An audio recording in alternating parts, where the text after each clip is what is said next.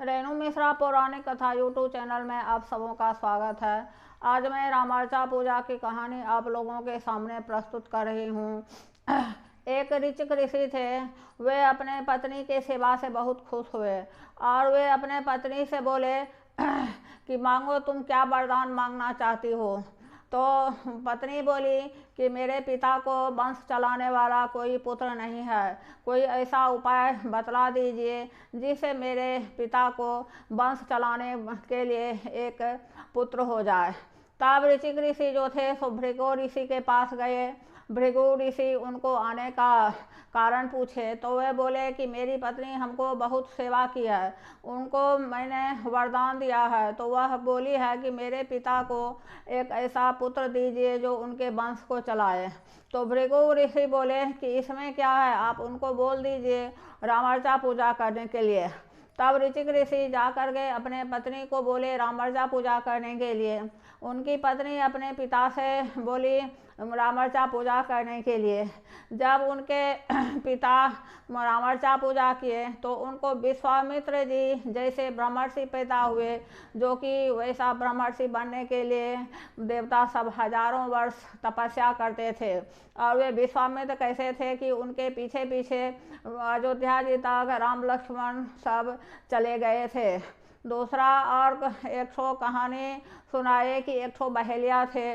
वह बहेलिया जो था पेट भरने के लिए भर दिन चिड़िया सबको मारते रहता था। जिंदगी में वह कभी पुण्य नहीं किया था, उनके खाते में कभी पुण्य का कोई नाम नहीं था। नहीं वह तीर्थ किया था, नहीं स्नान किया था, नहीं दान पुण्य किया था, सिर्फ जिंदगी में सिर्फ पाप ही पाप किया था। उनको स्वर्ग जाने का कोई भी उपाय नहीं था। तब एक जगह पर रामार्चा पूजा हो रहा था। वह वहाँ खड़ा होकर के वह सुनने लगा। बहुत लोगों की भीड़ लगी हुई थी। अब पूजा के बाद तो यह नियम है कि प्रसादी बांटा जाता है। वह बेचारा प्रसादी ले लिया और चला गया अपना काम पर, यानी चिड़िया को मारने के लिए, अपना पेट भरने के लिए। वह जो चिड़िया को मारने के लिए, पेट भरने के लिए जंगल गया तो उधर से एक बाघ आया और बाघ उसको मार करके खा गया। बाघ मार करके खा गया तो वह मर गया। तो यमलोक से यमराज आए उनको उसका प्राण ले जाने के लिए। तब अति विष्णु लोक से भी आए, विष्णु लोक के सैनिक सब उनका प्राण लेने के लिए। विष्णु लोक से पार्षद आए प्राण लेने के लिए। तब यमराज बोले कि भाई, जिंदगी में तो यह कोई पुण्य नहीं किया है, तो यह विष्णु लोक कैसे जाएगा। तब विष्णु लोक के पार्षद बोले कि नहीं, जिंदगी में एक बार यह काम किया है कि रामार्चा पूजा का प्रसाद खाया है। तब यमराज गया विष्णु लोक के पास, विष्णु के पार्षद के पास, बोला कि ये तो जिंदगी में कभी पुण्य नहीं किया है, तो यह आपके लोक में कैसे जाएगा।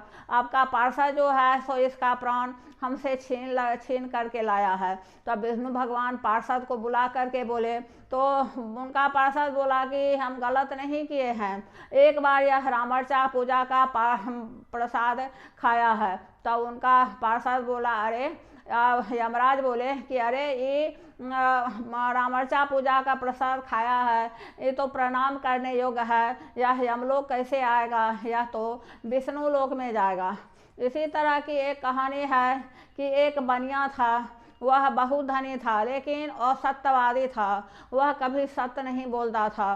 भगवान का बहुत मन्नत करता था और भगवान का मन्नत वह नहीं पूरा करता था। ऐसे उनको 3 करोड़ रुपया उनके खाते में जमा हुआ। कुछ दिन के बाद उनका धन छीन होने लगा। धन जब छीन होने लगा तो वह जा कर के गंगा जी में कूद गए। वह अपना रोते बिलखते हिमालय की तरफ जा रहे थे तो भगवान को उन पर दया आ गई। भगवान पूछे कि तुमको रोने का क्या कारण है। तो वे बोले कि देखिए, हमको 3 करोड़ रुपया था, मेरा सब छीन हो गया, तो इसका कारण बतलाइए।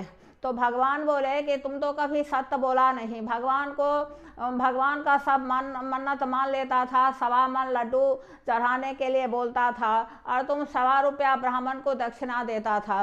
जब तुम्हारा नौकर बोलता था 1.25 मन लड्डू के लिए, तो तुम बोलता था कुछ 1.25 रुपया दे दो, मेरे वंश का परंपरा है, और अगर तुमको 1.25 मन चढ़ाने का मन है तो मन तो तुम्हारे साथ में है, और 1.25 रुपया लेकर के चढ़ा दो। इसी तरह का तुम जिंदगी भर असत्य बोला है, इसके चलते तुम्हारा धन छीन हो गया है। अगर आपके पास धन है तो आपको बहुत बंधु बांधव हैं, बहुत मित्र हैं, बहुत ममेरा चचेरा फुफेरा मोसेरा जितना है सब आपके संबंधी हैं। लेकिन जब आपका धन छीन हो जाता है तो आपको सब छोड़ करके चला जाता है। वही बात उस बनिए के भी साथ हुआ।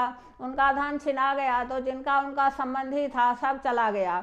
उनकी पत्नी भी चली गई। पत्नी बोली कि ये तो बहुत का ऋण लिए हुए है, सब दिन तो इनको ऋण वसूलने के लिए आता है, इसके पास हम कैसे रहेंगे। तब भगवान को दया आई तो भगवान बोले कि जितना तुम मन्नत किए हो वो मन्नत को पूरा करना और तुम रामर्चा पूजा करना। रामर्चा पूजा तुम करोगे तो तुम्हारा जो खोया हुआ धन है वह वापस आ जाएगा। तो वह आकर के रामर्चा पूजा किया तो उनका खोया हुआ जो धन था वह वापस आ गया। और सेठ सब जो थे उनको कहने लगे कि आप हमसे उधार ले जाइए और अपना सामान बेच करके और हमको पैसा वापस कर दीजिएगा। उनका समाज में भी सम्मान होने लगा। उनके जितने बंधु बांधव थे वो सभी उनका खोज करने लगे। रामर्चा पूजा में बहुत महात्मा है। अगर मेरी कहानी आप लोग को अच्छा लगती है तो मेरे चैनल को आप लोग सब्सक्राइब कीजिएगा, लाइक कमेंट कीजिएगा। धन्यवाद।